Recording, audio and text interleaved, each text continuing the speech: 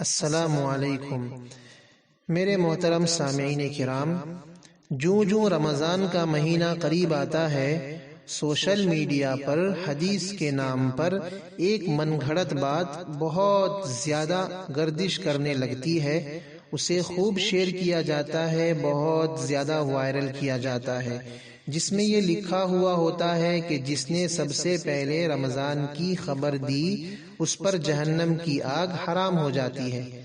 حدیث کے نام پر اسے خوب شیئر کیا جاتا ہے، جبکہ میرے بھائیوں اس طرح کی کوئی بھی روایت، کوئی بھی حدیث موجود نہیں ہے۔ آپ صلی اللہ علیہ وسلم سے اس طرح کی کوئی بھی بات منقول نہیں ہے۔ اس لیے ہمیں چاہیے کہ اگر ہمارے پاس اس طرح کی کوئی بات آتی ہے تو ہم اسے فوراً ڈیلیٹ کر دیں، اسے آگے شیئر نہ کریں، اس لیے کہ جو بات نبی اکرم صلی اللہ علیہ وسلم سے ثابت نہیں ہے اسے حضور کی طرف منسوب کرنا بہت بڑا گناہ ہے۔